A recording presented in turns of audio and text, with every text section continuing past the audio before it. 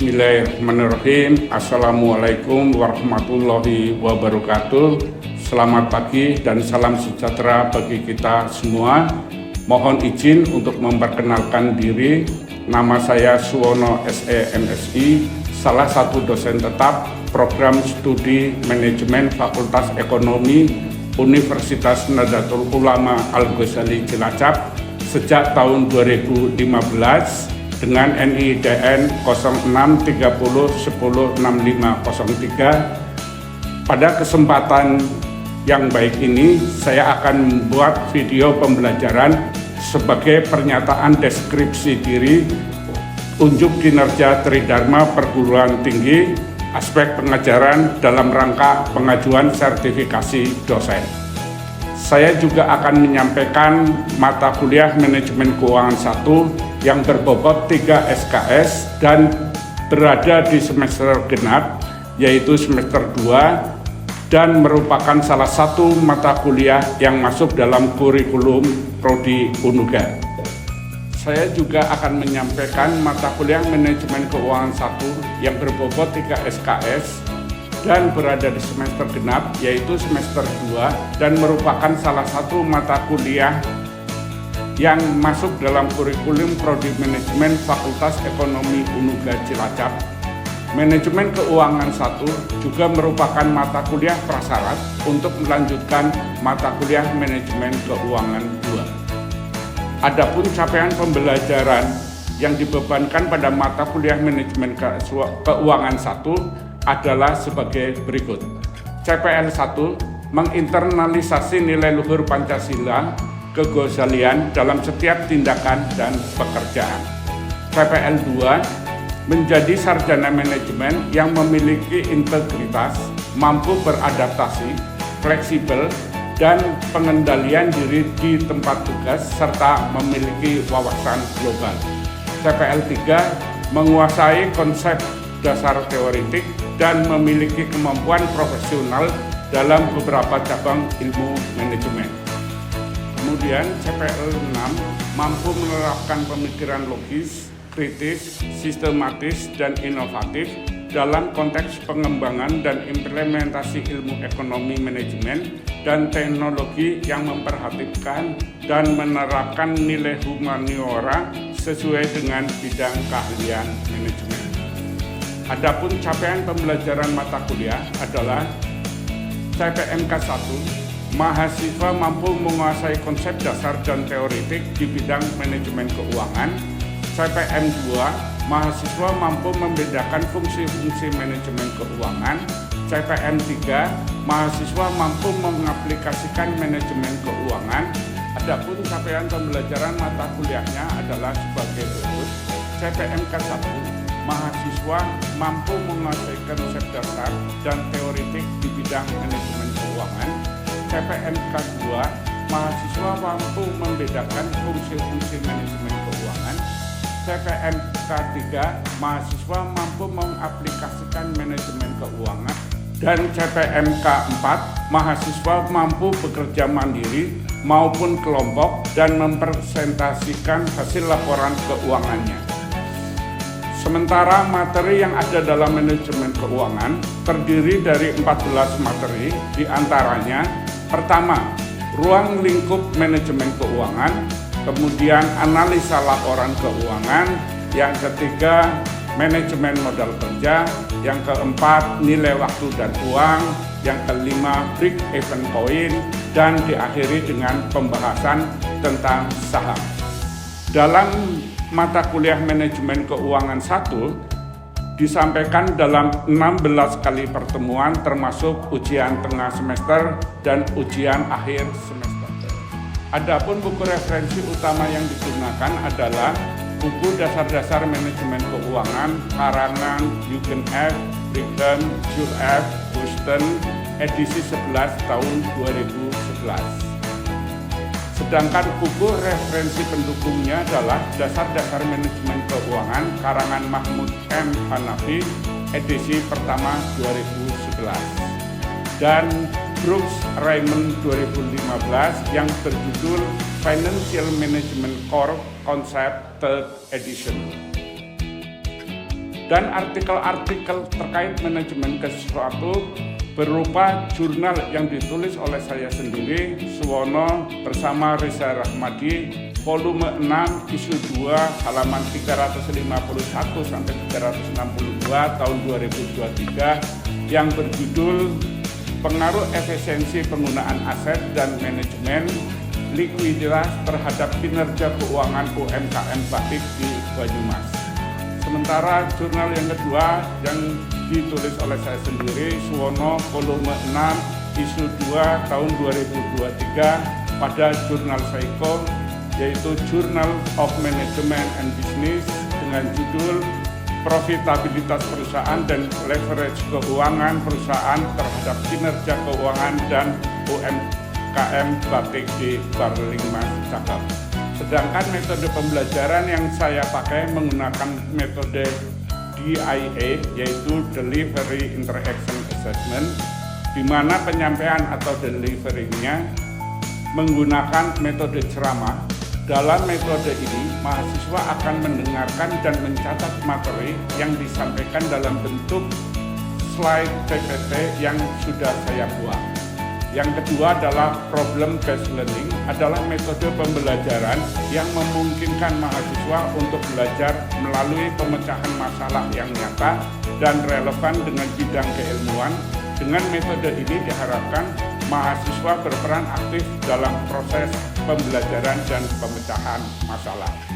Kemudian dalam kegiatan interaktifnya, ketika perkuliahan dimulai, saya awali dengan pembukaan yang berupa salam, mengecek kehadiran, dan dalam menyampaikan materi, saya juga melibatkan mahasiswa dalam memecahkan kasus-kasus yang relevan dengan materi yang sedang saya sampaikan. Adapun asesmennya saya sampaikan pada pertemuan pertama berupa kontrak kuliah meliputi aspek apa yang dinilai dan berapa bobot masing-masing aspek. Aspek nilainya meliputi kehadiran 15%, prosesnya 20%, tugas individu 25%, ujian tengah semester 20%, ujian akhir semester 20%. Selanjutnya akan saya tampilkan sistem pembelajaran mata kuliah manajemen keuangan 1 pada semester 2 dan pertemuan kedua. Selamat menyaksikan. Assalamualaikum warahmatullahi wabarakatuh. Waalaikumsalam warahmatullahi wabarakatuh. Gimana kabarnya? Baik semuanya? Baiklah, sebelum kita mengawali perkuliahan ini, alangkah baiknya kita berdoa agar perkuliahan ini berjalan lancar. Berdoa mulai.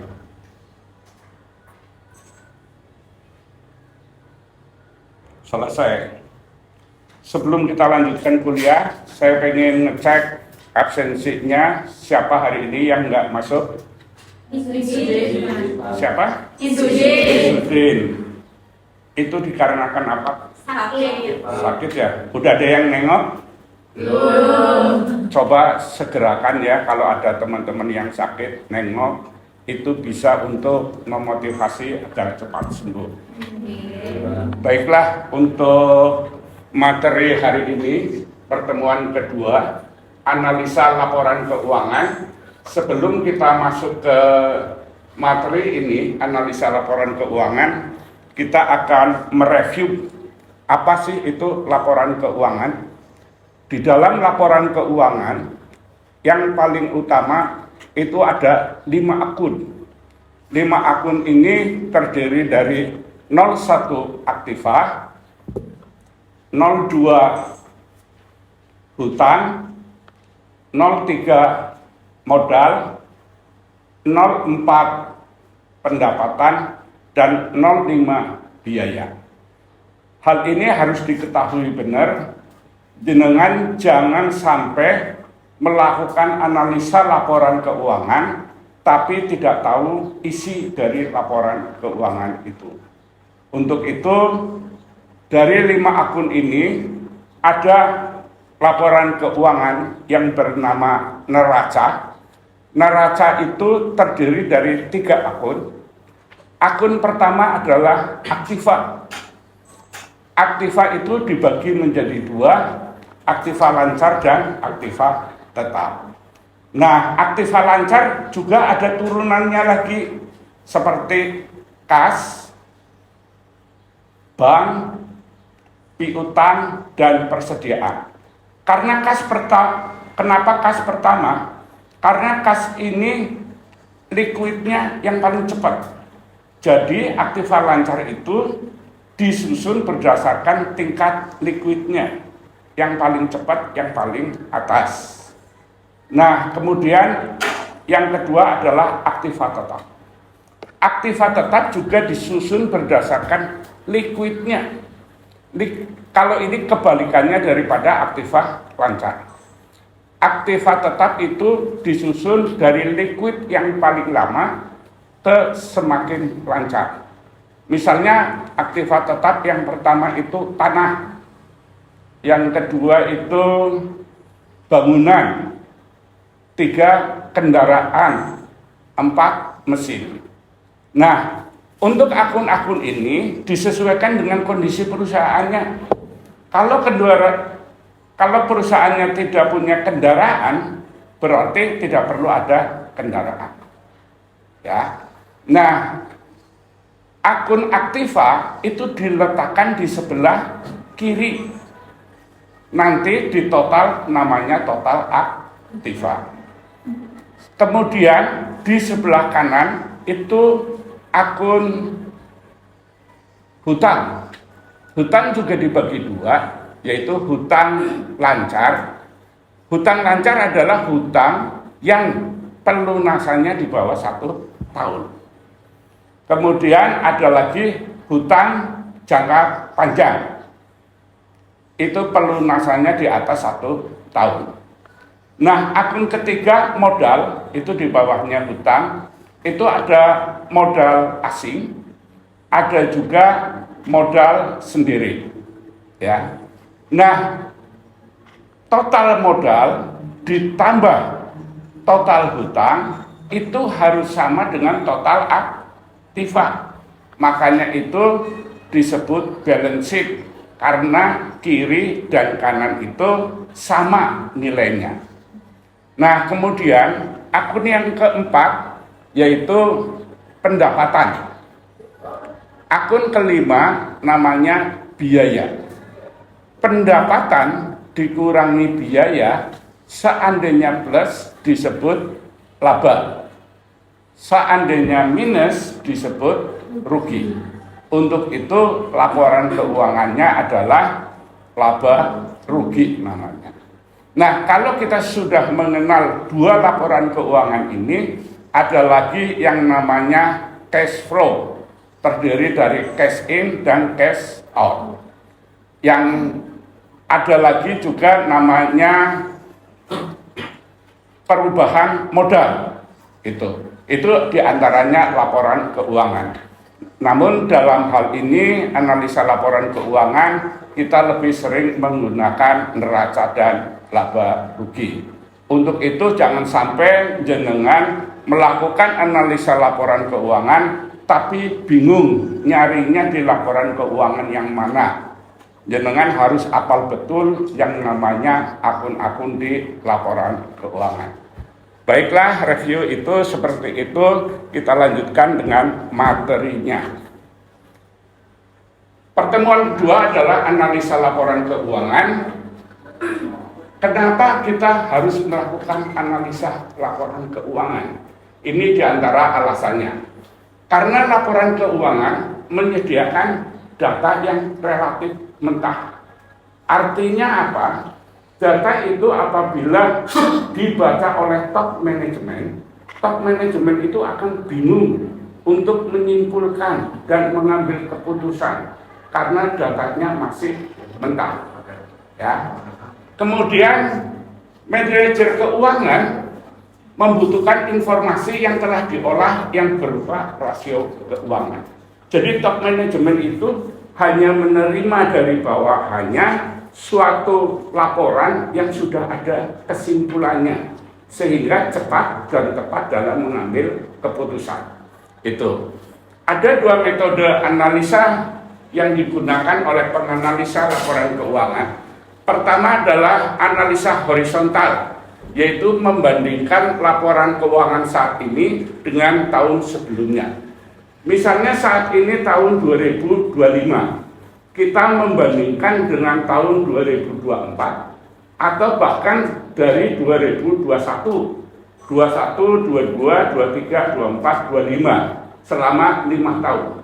Itu untuk mengetahui trennya. Artinya apa? Perkembangan laba rugi dari tahun 2001 sampai 2025 trennya naik apa turun. Kalau misalnya trennya turun, berarti top manajemen bisa mengambil keputusan untuk melakukan langkah-langkah agar labanya naik. Itu maksud dari analisa ini. Misalnya analisa rasio, current rasionya selalu turun. Nah, apa yang harus dilakukan manajemen? Mereka sudah tahu pasti kalau current rasionya turun, ini yang harus dinaikkan. Itu ya. Kemudian analisa vertikal. Apabila laporan keuangan hanya meliputi satu periode atau satu saat aja. Misalnya tahun 2025 aja, jenengan mau melakukan analisa rasio. Misalnya analisa rasio profitabilitas, profitabilitas, solvabilitas dan lain-lain. Itu ya. Jenengan bisa melakukan analisa rasio vertikal. Nah, ada beberapa rasio keuangan, di antaranya adalah rasio likuiditas, rasio utang, rasio aktivitas, rasio profitabilitas, dan rasio pasar.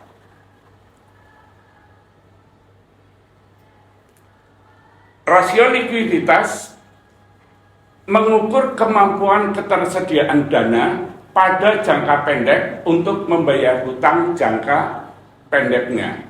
Jangka pendek artinya hutang yang harus dilunasi di bawah 1 tahun. Terdapat 2 rasio yang dapat digunakan untuk mengukur likuiditas perusahaan, yakni current ratio dan quick ratio. Semakin rendah tingkat likuiditas, yang berarti semakin sedikit ketersediaan dana untuk membayar utang jangka pendeknya. Current ratio rumusnya adalah aktiva lancar dibagi utang lancar. Itu rumus current ratio. Akan tetapi current ratio yang terlalu tinggi tidak akan bermanfaat bila tersediaan yang banyak dan tidak dapat dicairkan dalam waktu singkat. Artinya gini, kalau kita mempunyai persediaan yang berlebihan, perusahaan akan rugi karena uang perusahaan yang tertanam tidak bisa digunakan untuk melakukan hal-hal lain. Misalnya, jenengan biasa memproduksi barang 100 satu bulannya. Ya, jenengan cukup menyediakan persediaan untuk 1 bulan atau untuk setengah bulan dulu boleh. Jangan sampai jenengan menumpuk persediaan untuk 1 tahun karena uang jenengan ada di persediaan semuanya, ya.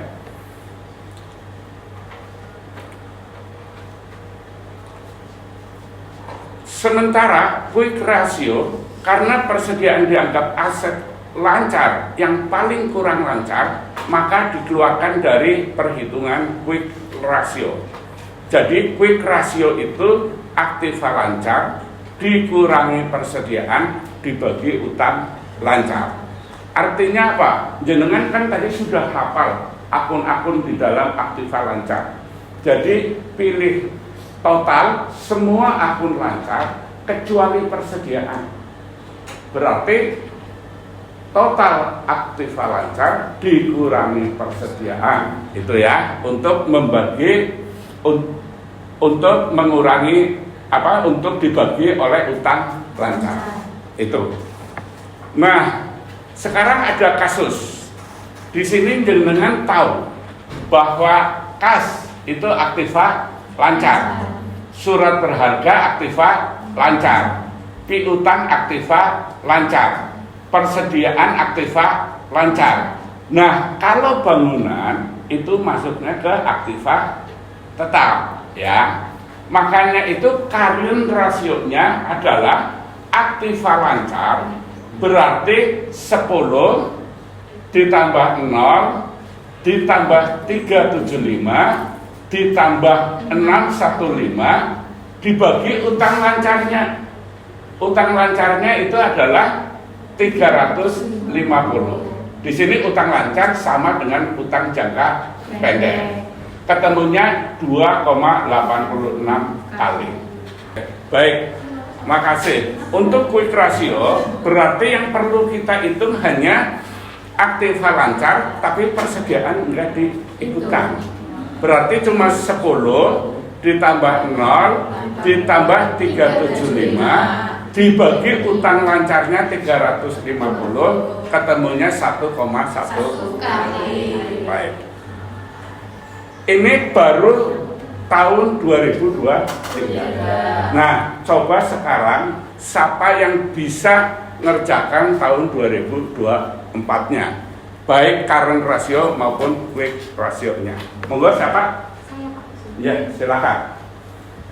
Saya harapkan mahasiswa bisa langsung ya. Karena apa? Kalau yang bisa maju itu bisa nambah nilai untuk nilai apa namanya proses. Ya, monggo. Nah, saya harapkan semua mahasiswa aktif, jadi nanti nilai prosesnya itu besar. Karena nilai proses itu salah satu komposisi dalam penilaian di samping UTS, UAS, tugas dan absensi. Ya, jadi jenengan harus dituntut untuk aktif biar nilai prosesnya bagus.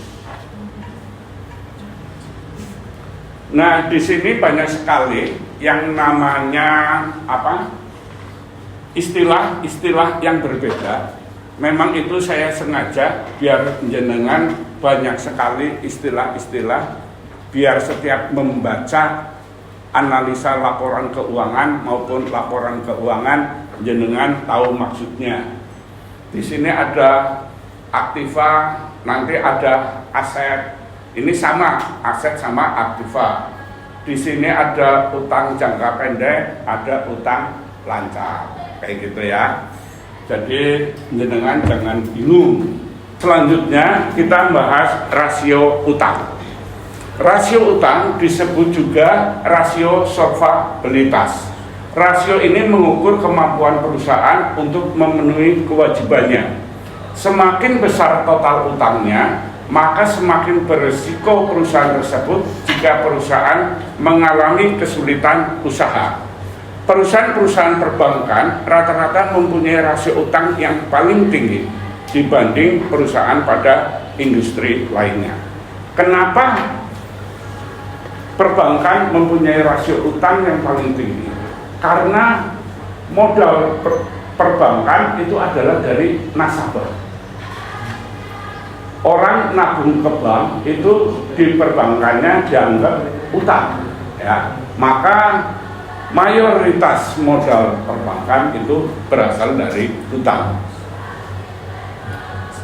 Semakin besar debt to equity ratio atau debt ratio, maka tingkat utang semakin besar.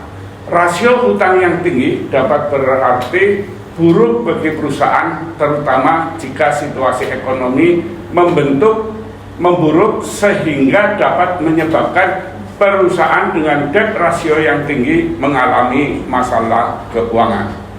Perusahaan dengan debt to equity ratio ataupun debt ratio lebih dari 100% menunjukkan bahwa perusahaan mempunyai hutang yang sangat besar melebihi total ekuitasnya atau total asetnya. Bayangkan kalau jenengan total asetnya katakan kalau masih mahasiswa ya sekitar sama motor 25 juta lah ya. Tapi utangnya jenengan 50 juta. Nah, jenengan nanti akan jadi hantu Orang datang hilang, orang datang hilang, orang datang hilang. Itu gambarannya seperti itu. Jadi alangkah baiknya ekuitasnya itu harus di atas hutangnya. Secara umum ada dua rasio utang yang biasa digunakan, yaitu debt to equity ratio atau DER. Rumusnya adalah total utang dibagi total ekuitas.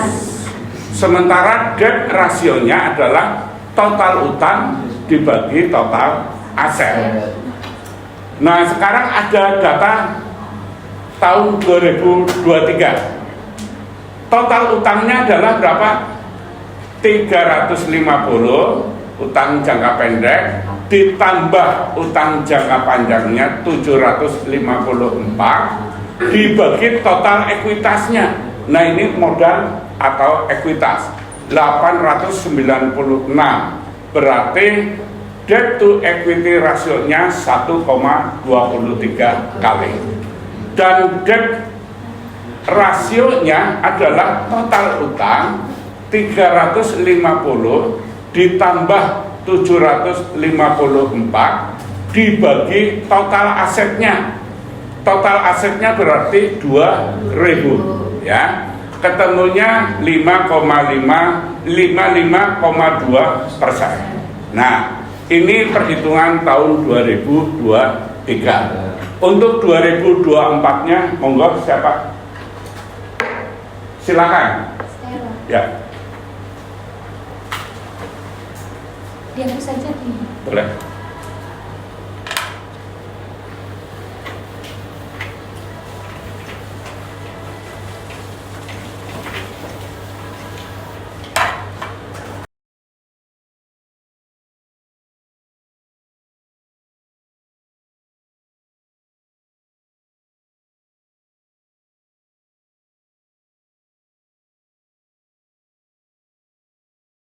Sebelum kuliah ini kita akhiri, ada yang bertanya? Pak, izin Ya. bertanya. Silakan. Di dalam laporan keuangan itu kan ada dua istilah, beban sama biaya. Dari kedua istilah itu perbedaannya apa ya, Pak? Oke, baik, terima kasih. Kalau beban biasanya itu digunakan untuk perusahaan jasa. Jadi beban itu kita menggunakan jasa dulu, baru kita membayar.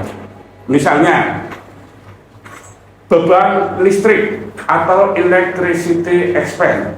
Electricity expense itu kita pakai listrik 1 bulan, kemudian dibaca oleh pembaca meter di akhir bulan, kemudian dijadikan rekening, baru kita bayar listriknya. Jadi kita bayar ke listrik yang sudah pernah kita pakai, ya. Jadi pakai dulu baru bayar. Sementara kalau biaya atau kos itu kita bayar dulu baru dipakai. Misalnya ada perusahaan mebel, kita beli kayu dulu, uangnya keluar dulu, baru kayunya dibawa ke rumah, baru digunakan, ya kan? Berarti kita bayar dulu, baru kayunya dipakai. Ya, ada pertanyaan lain? Mohon maaf apabila ada kekurangan, ada kata-kata yang kurang berkenan. Akhir qoli, wassalamualaikum warahmatullahi wabarakatuh. Waalaikumsalam warahmatullahi